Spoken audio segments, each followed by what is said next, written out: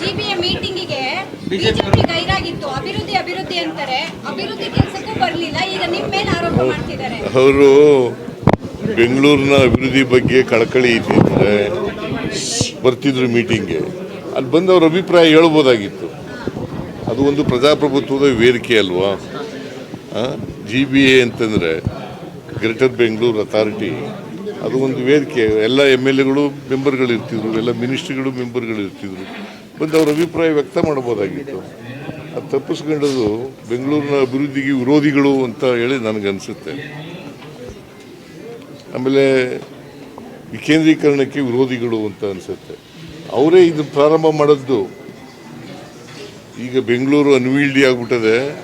ಅದಕ್ಕೆ ಜನರಿಗೆ ಒಳ್ಳೆ ಆಡಳಿತ ಕೊಡಬೇಕಾದ್ರೆ, ಅವ್ರಿಗೆ ಸೌಲಭ್ಯ ಕೊಡಬೇಕಾದ್ರೆ, ಮತ್ತು ಸರಿಯಾದ ರೀತಿಯಲ್ಲಿ ಆಡಳಿತ ನಡೀತಾ ಇದೆಯೋ ಇಲ್ಲೋ ಅಂತ ನೋಡ್ಕೋಬೇಕಾದ್ರೆ ಅದನ್ನು ವಿಭಾಗ ಮಾಡಲೇಬೇಕು ಅಂತೇಳಿ ಹೇಳಿದವರು ಅವರೇ. ಈಗ ಅವರು ವಿರೋಧ ಮಾಡ್ತಾ ಇದ್ದಾರೆ. ಅವ್ರ ಅಧಿಕಾರಕ್ಕೆ ಬರಲ್ವಲ್ಲಮ್ಮ. ತಾಲಿಬಾನ್